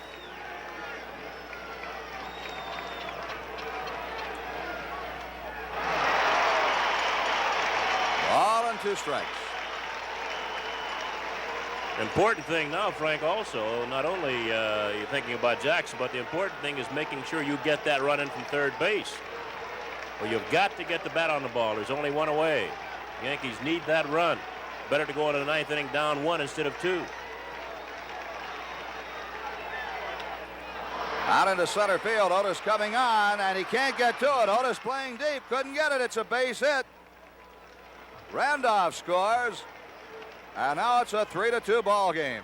You know, Frank, we've been talking all year about how deep Otis plays. And Amos sort of stopped as that ball went out to center field. Did not get a good jump on it and just couldn't get to it. He stopped long enough for it to fall in front of him. Here it is here.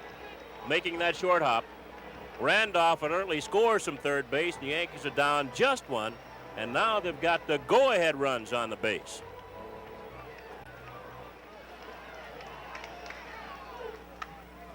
Popped it up, but I think that's going to be out of play and will be in the seats.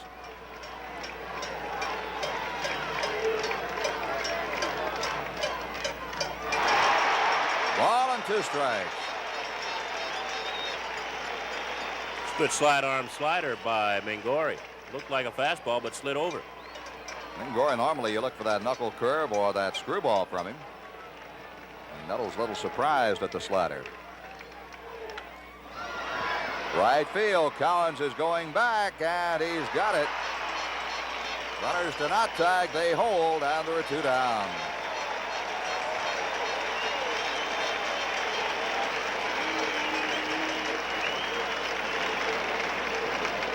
The first baseman, Chris Campbell. Sidearm and smothered by White. Goes to second. They've got Jackson. An outstanding play by Frank White. Reggie Jackson arguing that he was safe. Patek is knocked down by Reggie at second base. And the Yankees are retired here in the 8th inning. An outstanding play by Frank White. Reggie went in hard, trying to get the bag. Patek was knocked down. At the end of 7.5, the score, the Royals 3 and the Yankees 2.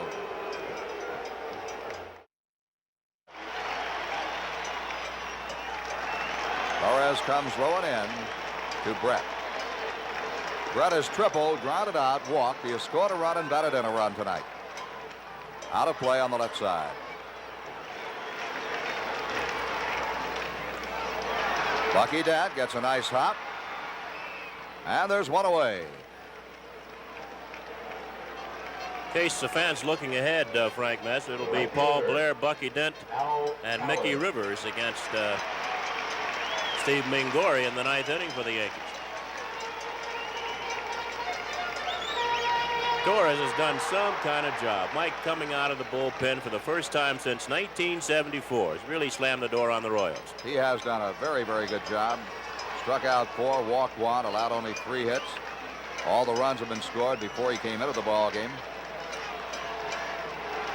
Torres will work to Al Collins, the right fielder. Collins is 2 for 3. Collins got an infield hit on Chopper in the 5th inning. Reggie Jackson over in the Yankee dugout alongside manager Billy Martin.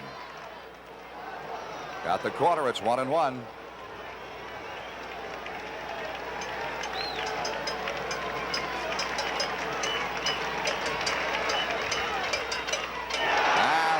be a... No, it isn't. Mickey Rivers gets there. Looked like it might drop for the base hit, but Rivers got a good jump and picked it off. Mickey's had some kind of series, Frank, with the bat and with the glove. 2 outs, and Amos Otis is the batter.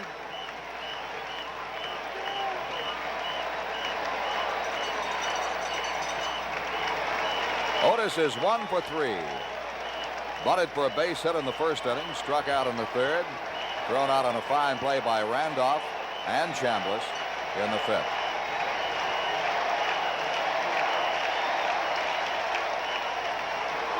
One ball, one strike.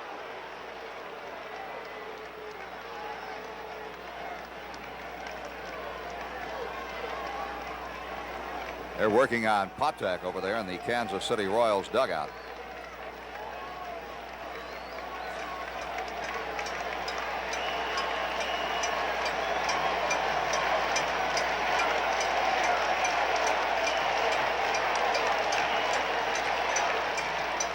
Strike 2, ball and 2 strikes.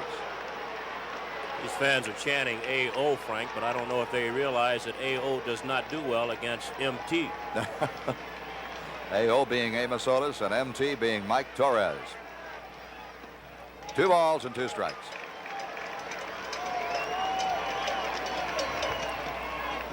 Just missed. 3-2 on Otis. Well, if he's going to do well, it ought to be on this pitch because it's got to be a fastball. He's been working Otis away. Otis knows it isn't going to be up. He knows it isn't going to be up and in, so he'll be out there charging it. Stands off the plate. See how far he stands off the plate and deep, so he's got to go in on the pitch. And it is outside. Otis gets a walk. Only the second given up by Torres. Mike will take time to tie his right shoelace. The Royals are leading 3-2. And with the left hand hitting Pete Lecoq coming up, Billy Martin is coming out. Martin will very possibly go to Sparky Lyle.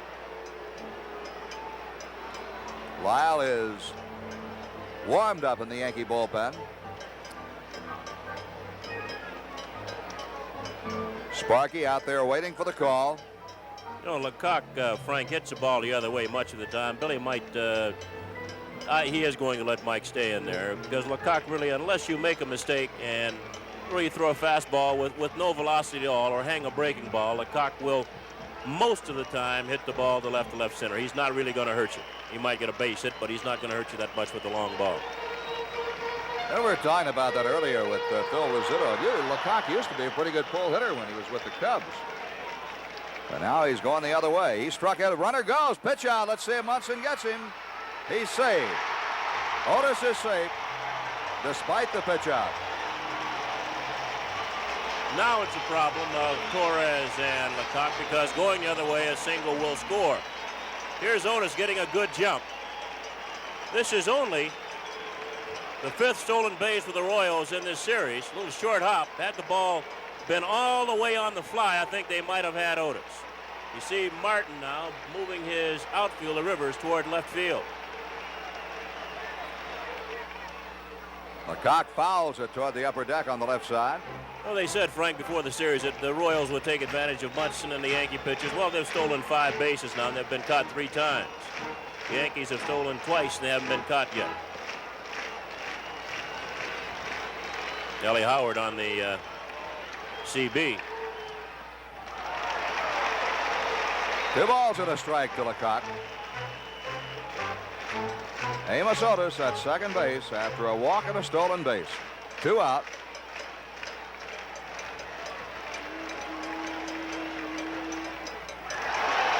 Three and 1.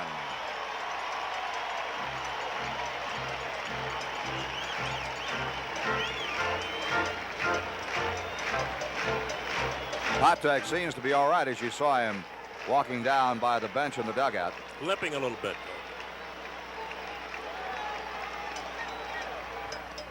Strike 2. 3-2 on Lecoq.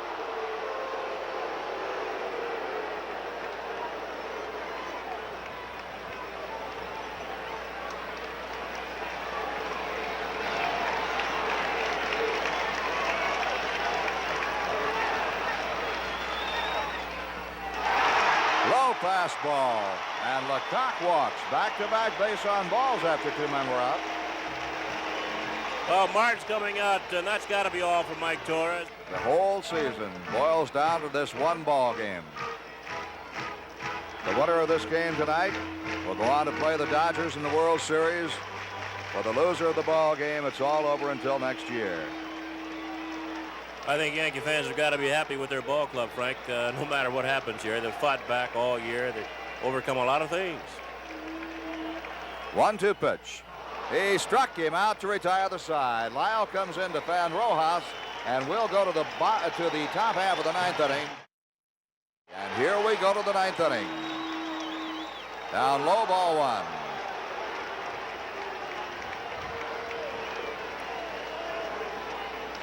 Dennis Leonard, one of only 3 20-game winners in the American League this year. And Blair going on a pitch out of the strike zone. 1 ball and 1 strike. Fouled it back. A ball and 2 strikes.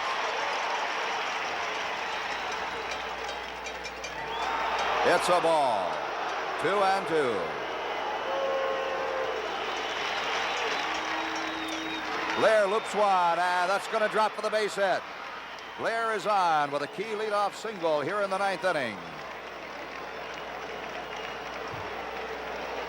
Well, Paul Blair coming through. Now we're going to have a discussion over halfway between the home plate and third base. Dick Hauser and Roy White had a quick discussion.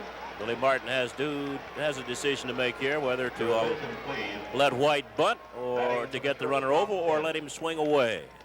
Normally you play to win at home and play to tie, or you play to tie at home and win on the road. But this is a little bit different situation. What the Yankees want to do here, Frank, is get down into Munson and Piniella and Reggie Jackson if they can. Of course, when we say they want to play to win on the road, that means swing the bat. If they play to tie on the road, they would use White to sacrifice. Roy is going to swing away. Mark Littell has joined Gura in the Royals bullpen. Littell and Gura. Royals bullpen is up again. Right-hander Mark Littell, left-hander Larry Gura. Leonard goes after Blair, trying to shorten up his lead. On this artificial surface, you try to get a little extra lead, but don't get caught. That's a ball. 2 balls and no strikes. You know, Frank, a big thing here. We're talking about Ron Guidry having to pitch with 2 days rest and Paul Splittorff with 3. Well, Denny Leonard is out there with just 1 day's rest. No way he can have the velocity that he normally has. It's ball 3. 3 balls and no strikes. He takes a strike. 3-1.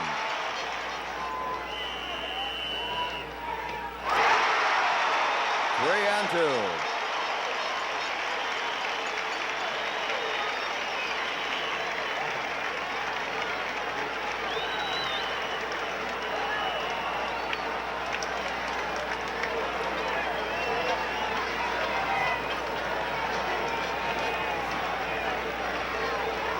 Blair is going. White fouled it back. Yankees gambling, running Blair.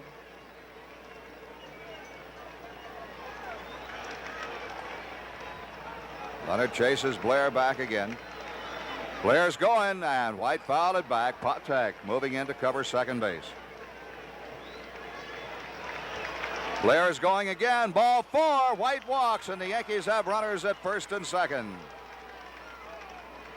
Now, here's another problem, Frank Messer. Do you let Mickey Rivers swing the bat, or do you let him bunt?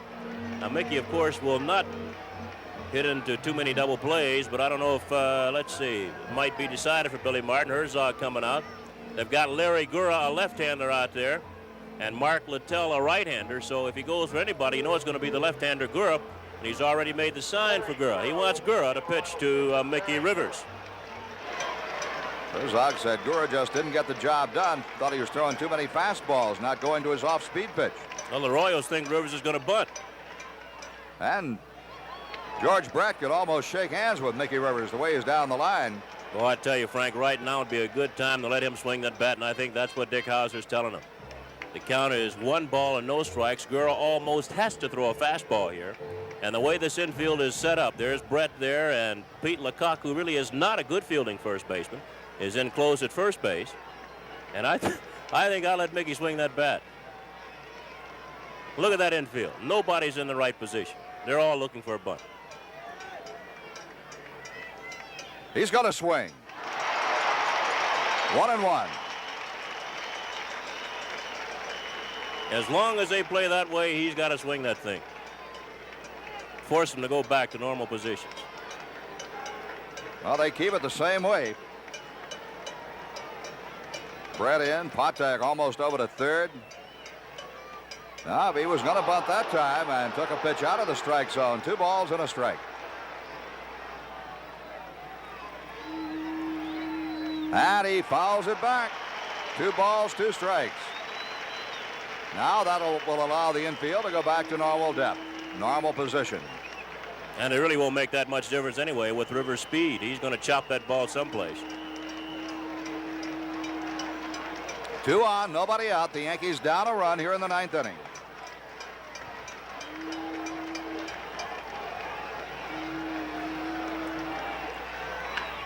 And it's through the right side. That will tie the ball game up. Paul Blair will score the tying run. Roy White goes to third. And Mickey Rivers has come through again for the Yankees. Roy White at third now with a potential go-ahead run. And Whitey Herzog is going back to his bullpen again. And I think this time, Frank, he wants a right-hander, Mark Littell. He's got Littell out there throwing.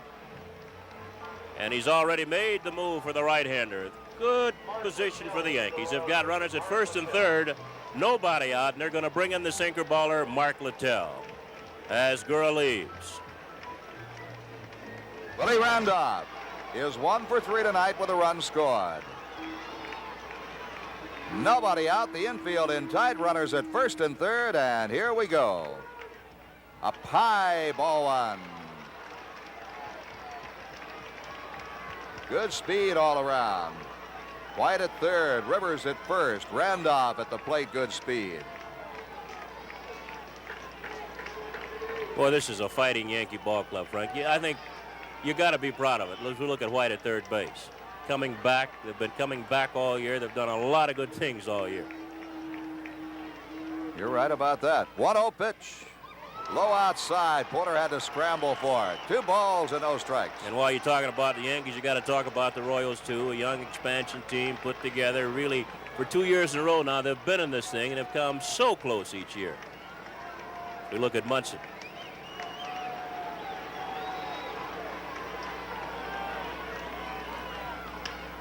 In the air, center field. That'll get the go-ahead run in as Otis drifts back and makes the catch. Roy White will score. The Yankees lead 4-3. Mickey Rivers tagged up and went to second. You know, Frank, I hear Phil Rizzuto over next to us, and he's got some kind of cold, and I don't know if he's going to finish this ball game. I better go over there and see if he can make it. You know, we're at a partition here that sort of our official thing, and Phil is really making a lot of noise over there. Is he happy? Thurman Munson will step in for the Yankees. Munson is 1 for 4. He drove in the Yankees' first run with a single to right field. There is 1 out. Rivers at second. The Yankees are leading 4-3. Bouncing ball to the shortstop. Patek guns on to first base, and a low throw is dug up by Lecoq. Munson is out. Rivers went to third. There are 2 down here in the 9th. The left fielder, Lou Piniella. The batter will be Lou Piniella, who is 2 for 4. Let's see where Porter puts that glove.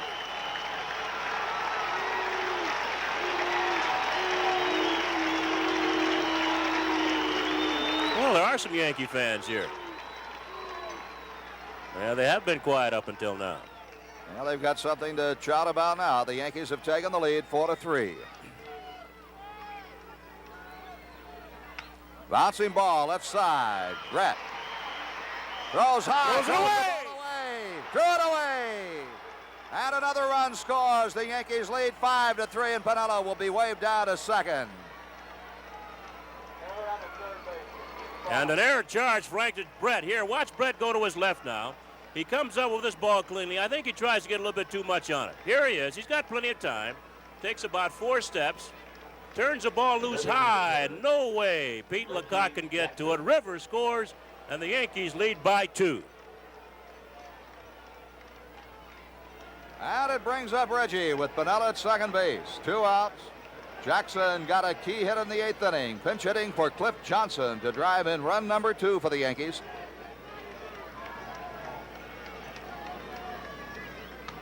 Pulled it foul. You know, one thing, Frank, that Phil mentioned, he had talked to Reggie Jackson before the ball game, and a lot of guys would have been very upset by not being able to start in this final game. Billy Martin decided to pencil in Paul Blair, and there's Billy cheering for Reggie. Reggie took it well. Did not grumble, didn't do anything, and he's come on and got a key hit in this ball game. Mark of a true pro, Bill. Fastball hit the right side. Frank White is up with it and throws him out, but the Yankees have taken the lead with 2 runs on 2 hits. A key error by the third baseman, 2 runs on 3 hits. 3 runs on 2 hits. And the Yankees have taken the lead here 5-3. 3 runs here in the ninth.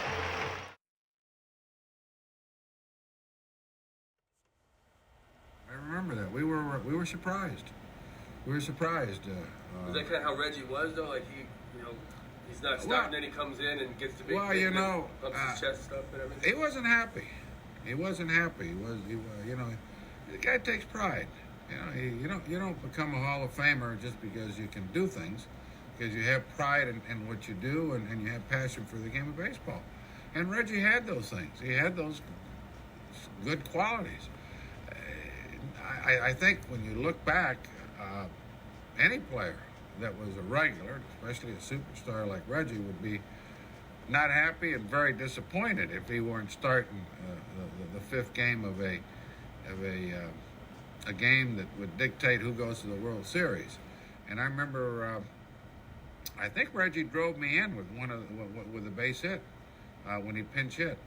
And again, there's your professionalism. A guy can sit on the bench and pout and say, "Hey, the heck with this. I don't want any part of it. I mean, they don't want to use me." But, you know, the guy stayed ready, and when he was called upon in the 9th inning, he showed his true colors and his professionalism and got a big hit for us. And we went on to not only beat Kansas City that day, but went on and repeated as world champions. Yes, Lyle's got the baseball and a chance to win the ball game. Sparky Lyle is the pitcher of record.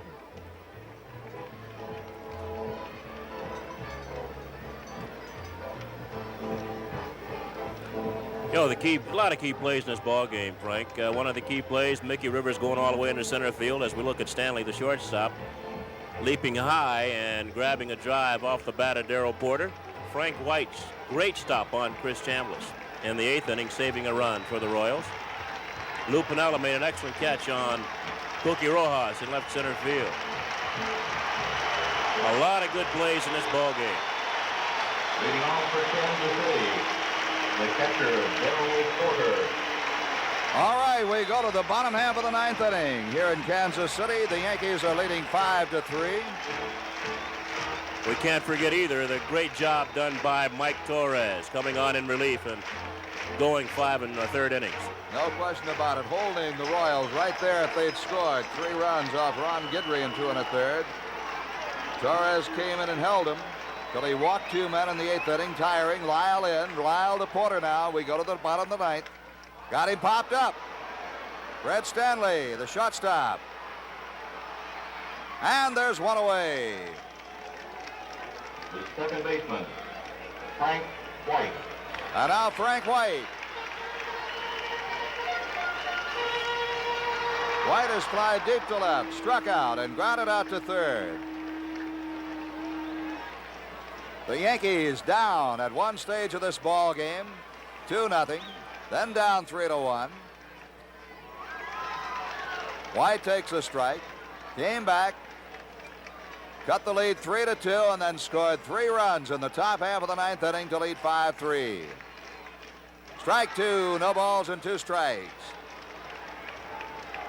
Sparky Lyle, one of the toughest competitors you'll find anywhere in sports.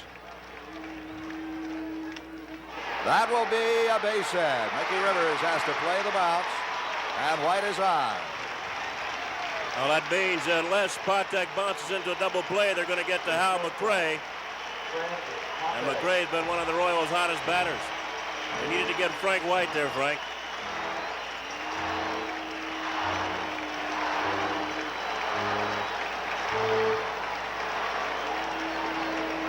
All right, Patek up. The Yankees set up for the double play. Chambliss holding Frank White on at first base.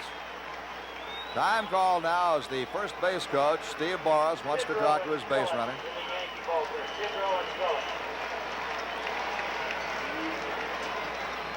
Patek swings and misses. Patek is 0 for 4. Sorry, Frank, you got a busy Yankee bullpen. Dick Tidrow and Don Gullett out there warming. Normally we'd wait until the picture got to him, but I think it's of interest now. Unbelievable the way the Yankee bench is cheering Lyle on. He's got him 2 strikes. Frank White at first base. Look at that Yankee bench. Cliff Johnson leading the cheers.